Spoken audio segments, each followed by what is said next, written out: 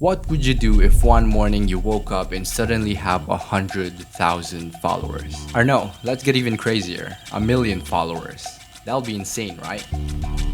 Ever since I was a little kid, I always have been wondering what life feels like as a famous person. I honestly don't know what things about famous people intrigues me a lot. Is it the money, the cars, or heck, maybe even the paparazzis? I genuinely don't know. They just do. Now, a couple of months ago, I unexpectedly met this YouTuber here in the Philippines who has 400,000 subscribers. And eventually, you can say that we became friends. So to finally answer my childhood curiosity, I found this opportunity to pitch him my idea and traveled 100 miles to his house. And today, I will be spending a day with a famous YouTuber. Okay. Recording.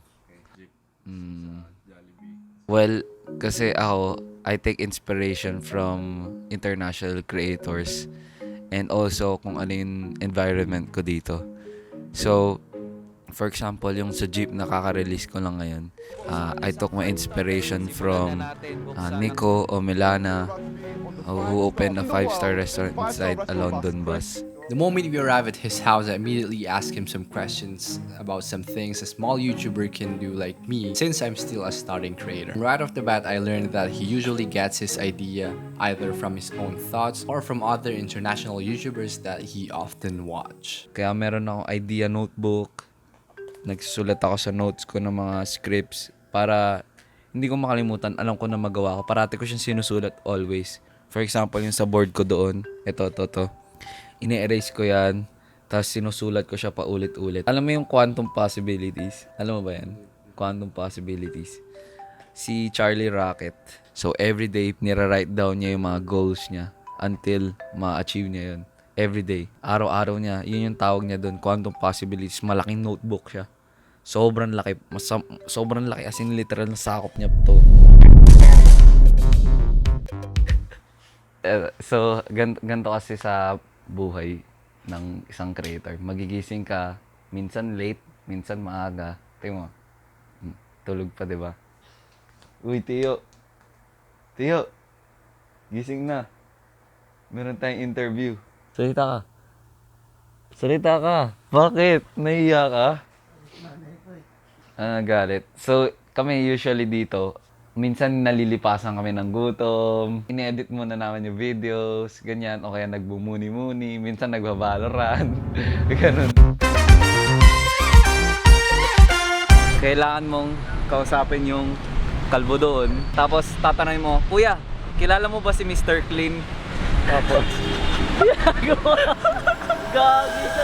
At this moment, Spark decided to let me experience what it's really like being a YouTuber. And as you can see by the looks of my face, I'm clearly rethinking every decisions I've made in life. Mic test. Excuse me po. Kilala niyo po ba si Mr. Clean? Mr. Clean po.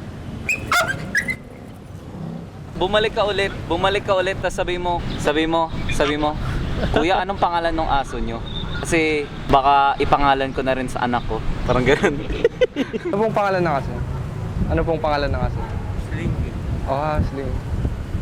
Naghahanap po kasi ako ng magandang pangalan. Kakaanak lang po.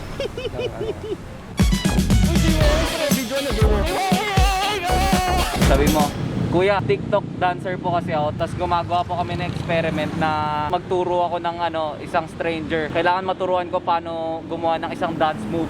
Excuse me po kuya, TikTok choreographer po kasi ako. Gumagawa po kami ng experiment. Kailangan ko magturo ng ginagawa niyo talaga na tao ng dance move. Pwede po ba kayo? Kahit anong mabilisan lang po. Ayun na gagi. Tatayo siya gagi. Ayun. Sige po, salamat po. Meron pa nakatayo doon, yung nasa pedestrian. Punta ka pa doon. Excuse me po ate. TikTok choreographer po kasi ako. And gumagawa po kami ng experiment na tuturo ako ng random na stranger po. Ng isang dance move po. Ano tama, gagi. Okay lang po, mabilis lang po. Ano ka ba ha? Oo, okay lang po. Doon tayo para Nakakaya naman. Start mo na. right, left. Ay, nagagi. Kaya pasayaw niya talaga. Right, left, right. Right, left. right. Right, left, right, left. Yung peace sign, tapos ganun lang. Turuan mo na spin move. Turuan mo na spin move. Turuan mo na spin move. Go, kapag Paano natapos spin move? ng dapat tayo, ikot. Oh, yeah. Tatlo ulit na heart, ikot. Nalagay yung cellphone. TikTok yan? Aba, TikTok. I-add mo ako ah. Wow, sige ate. Game na. Pag nagawa mo yun, tapos na. Okay na. Ano na? 1, 2, 3, right, left, right, heart.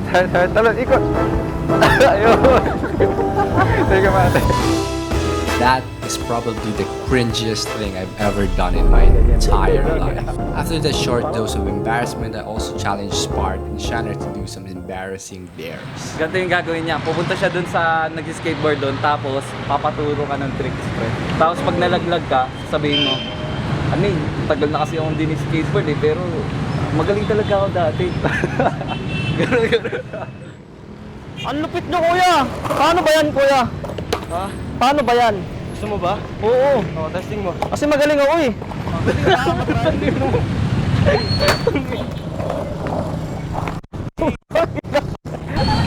Wala pa eh.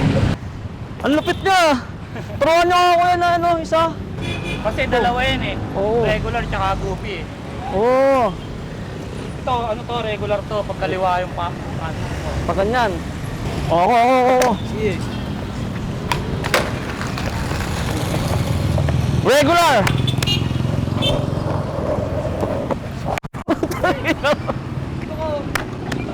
Hindi pre, okay na pre.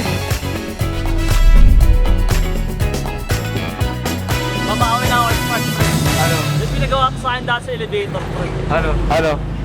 Kasay mo ka, kuya. Hindi mo. Kasay mo, ano ba? Kuya, panoorin mo ako. Pak!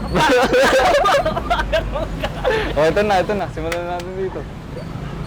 Tay, may pinapractice po kasi akong dance moves. Ito po yung mga dance moves na pre-practice ko. Okay po. Okay na. Hayop kayo. Good morning. It is so early, but going back to the topic, after spending a whole day with them, I would say that normal people and famous people aren't really that much different compared to our lifestyle. Normal people wakes up and goes to work, and so as famous people, it's just they have different places to go to, different levels of stress, you know.